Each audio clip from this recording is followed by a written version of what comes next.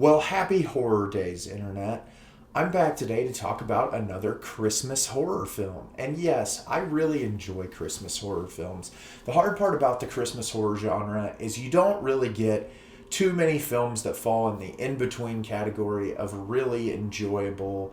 And that's because you get a lot of like the straight to video on demand Krampus horror films, or like the ridiculous over the top Santa goes on a murder rampage. It's really hard to a lot of times find really artful and interesting Christmas horror films. There are some, like I've talked about on my channel, Krampus, which I really like, Black Christmas, which is one of my all-time favorite Christmas horror films.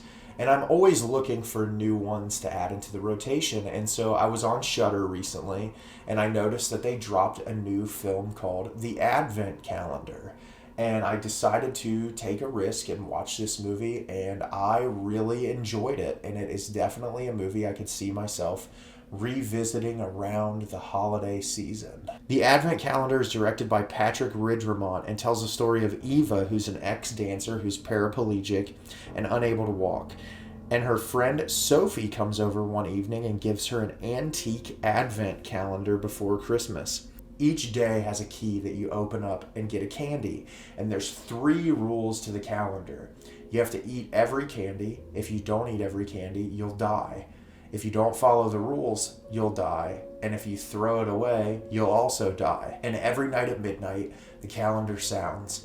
And strange things start to happen to Eva as the days progress. So yeah, this is a premise that you've seen before, where you have this really supernatural, mystical concept introduced. You have this magical thing. So in this circumstance, it's this Advent calendar. And as Eva, as the film progresses, she eats the candy, good things start to happen. Positive things happen.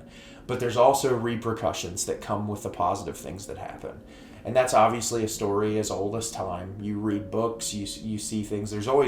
Nothing is free. There's always going to be repercussions to these things. Despite the premise being something that we've seen before in other horror films and in works of literature, it's really executed well for the most part. And it's a really fun and engaging movie that I enjoyed quite a bit. So the first thing I want to talk about is the cinematography. For a film like this, you wouldn't think there would be as much level of detail in the cinematography as there is. And this movie looks great. And one of the things that's really impressive is the amount of risks that were taken by the cinematographer. There are moments in this movie where there's these unique visual approaches taken. There's one where Eva is wheeling herself through her house, and the camera is almost like sat in her lap, to where it's like a POV of the Advent calendar in her lap as she's moving around. There's a lot of over-the-head shots, some really unique ways that the camera moves through the space. And I was appreciative of that as someone who loves filmmaking. With a movie like this, it could have been shot relatively flat, where there wasn't a lot of focus on that. It could have just been when the supernatural elements of the film are introduced, that it's all in the costume design or the practical effects. But this movie, you can tell that the filmmaker really cared about the presentation of the film, how it looked, how the material was going to be presented to the audience. The actress who plays Eva does a fantastic job. All the performances in this movie are really, really great. I was surprised. It was a lot of people that I'd never seen before. The whole film is in French. I believe the title card sequence said it's a Belgian film. Most of the dialogue is spoken in French. There's a little German in the film.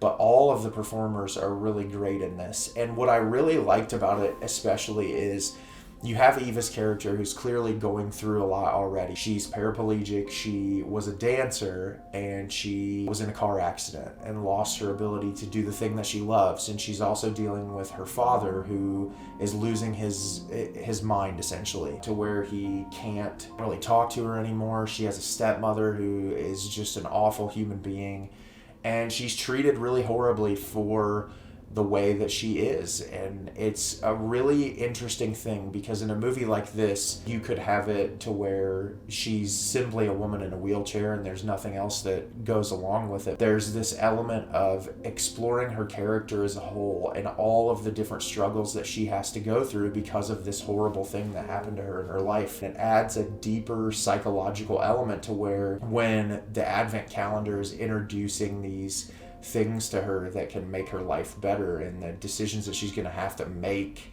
to make her life better, if you put yourself into her shoes and understand why she would want to have her life back and the things that she used to be able to do, it adds a very complex element into the movie. And that was my favorite part of the film, was this deep emotional core of understanding this person who's been through an awful tragedy and that just wants to be normal again. And that is really fantastic. And I love when movies add that complex layer. The creature design in this is really great. Once the creature in the Advent Calendar is introduced, which is really early in the film, you get his profile, but as the movie progresses and he's seen more and more and more, the amount of time and effort that was put into that design is really awesome. He looks very creepy and ominous, and I really liked that a lot. And that's really the biggest supernatural element in the film. There's a lot of practical effects used as far as like blood and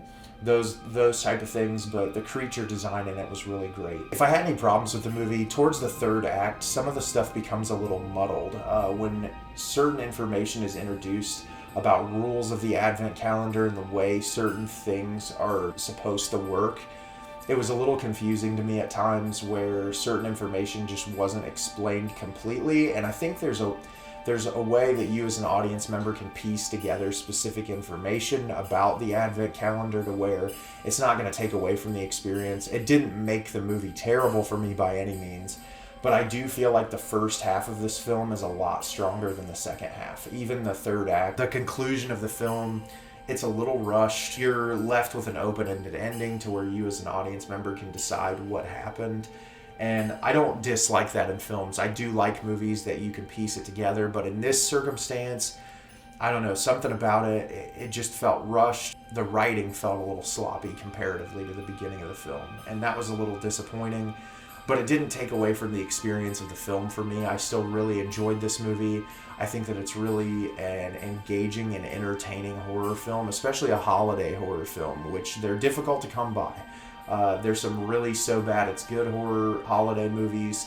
There's a few really incredible holiday horror films, but yeah, I was really surprised to find this on Shudder. Such a strong and engaging horror film that has a deeper message in its representation of our lead character and her struggles and the things that she has to go through because of her disability, and I appreciated that a lot about this movie. So have you seen the Advent Calendar yet? Did you love it? Did you hate it?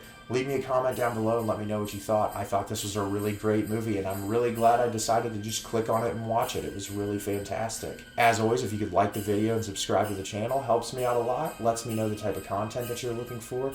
I'm constantly making new content for you guys. I'm currently working on more holiday horror films, some holiday classics, some new release films, kind of all over the board with the content coming out in the near future.